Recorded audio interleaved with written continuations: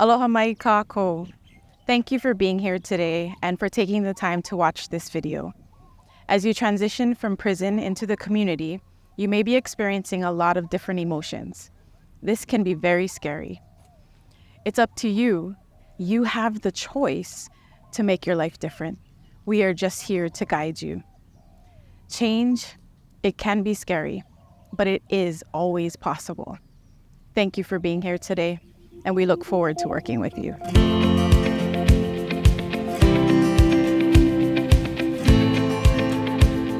Just before I was getting released, it was a lot of anxiety of not knowing what I was coming out to, because everything changed from the time I got locked up to the time I was getting out. So there was a lot of change. The fear of, am I capable? Can I do this? You know, being locked down for 10 years and, the world evolving, coming out of custody, I would say was hugely for me fearful and doubtful, I would say, and scared. So when I was getting released from custody, I was very excited. I put a lot of time and thought into planning and setting goals, and I was really ready to get that process started. I did have some things I was unsure about. The fear of the unknown, not really knowing what to expect, how I was going to get a job, where I was going to get a job, things like that. The whole purpose of our probation office is to make sure that people can re-enter into our communities so that our communities are safer, not only for them, but also for their own children and for the people coming out of prison. And so my biggest single piece of advice is work with your probation officer in a way where you understand that you can lean on them. Coming back home is going to be an adjustment, and I'm here to help you through that. So be as honest as you can, not only with yourself, but with your probation officer, and we'll help you through it. This is a partnership. I don't expect my clients to do everything on their own.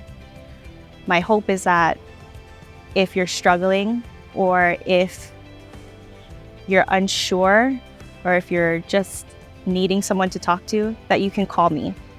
The mindset that I had when I came out was not to change, stay the same, hold on to the negative core beliefs, and that's just how it was. It's so deeply ingrained, so invested, right, in the criminal subculture lifestyle. But for me, what helps me now in my mindset is that, if I could be that person that I was in my lifestyle, then I can be greater in this lifestyle. And I'm talking recovery, I'm talking about sobriety, and all these other things.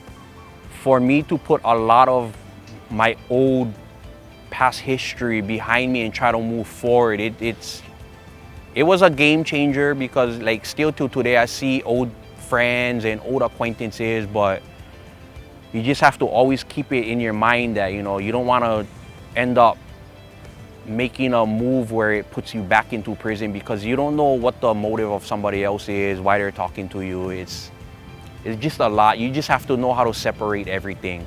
My job isn't only to talk to you about the things that you need to be doing in order to stay in compliance. I'd like to help you be successful, and I'd like to be that person, a person in your support system that you feel you can talk to when things are hard. So be open with yourself, with your probation officer,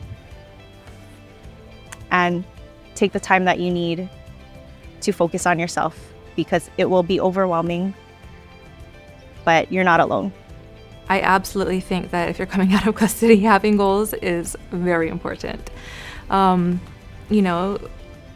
felt like in there, what better use of my time to really plan and put a lot of thought into what I wanted out of life. And not only what I wanted, but breaking it down into baby steps. What I wanted to accomplish first. I had it all prioritized. And things don't necessarily go exactly as I had planned, but because I always had a plan, I always had something to look back on. And if I felt like I wasn't clear on what I was supposed to be doing, all I had to do was refer back to my plans, and it would like get me back on track with what I really wanted to do with my life.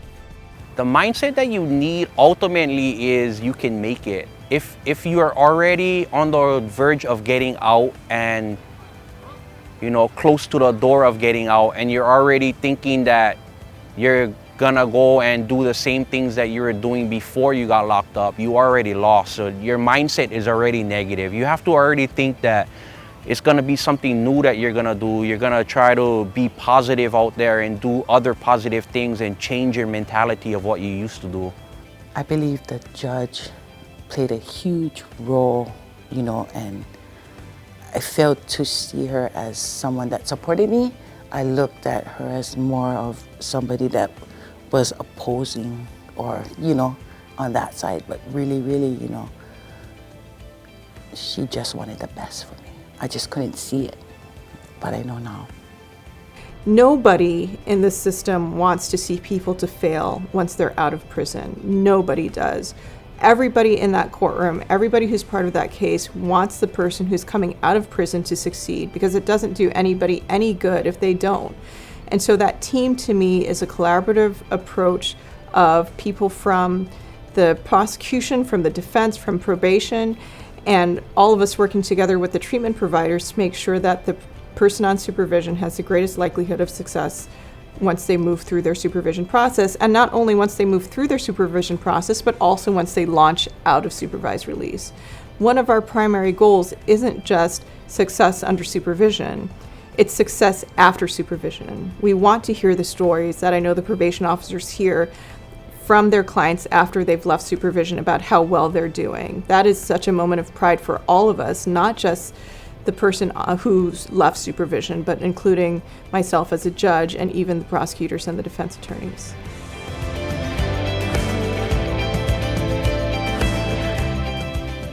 For me, I think the role that my probation officer played in this was really huge.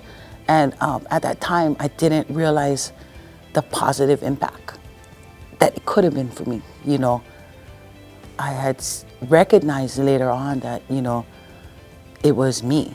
It was me all along, not recognizing that I always had somebody supporting me, and I went against that. I continued to go against following the direction, or just going along and complying, When we work with a client, we like to take a look at the whole picture.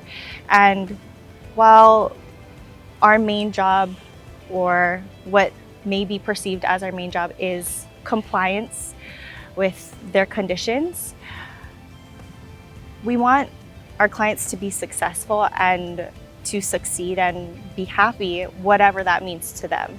So it could look different to every person, and so our approach is very individualized. So one client might want to eventually own their own business. One client might want to get their kids back.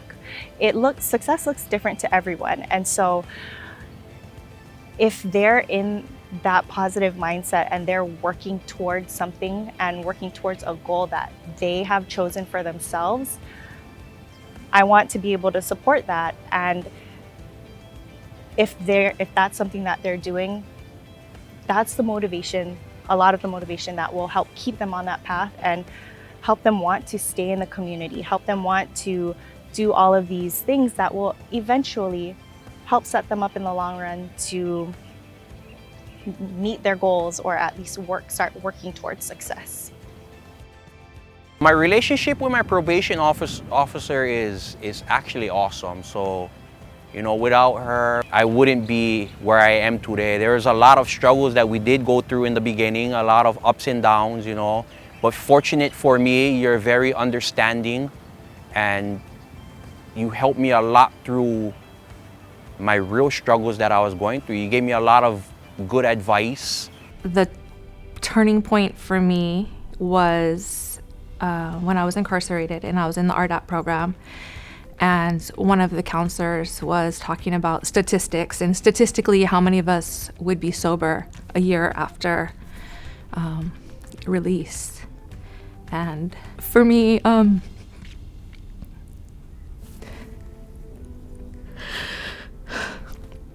remember hearing that and claiming my spot. Yeah. Sentencing is one of the hardest things we do as judges because we recognize that the day of sentencing is perhaps one of the worst days of that person's life. It's heartbreaking. There's nobody who's happy at sentencing. Nobody is joyful at the fact that we're sending somebody away to prison for a period of time that's going to take them away from their families, in some instances take them away from their jobs. And so when we are talking about reentry into the supervised release program and into our communities, we're acknowledging that that hardest day, that worst day of that person's life is now evolving into an opportunity, right? We're walking away from that heartbreak and into a sense of hope.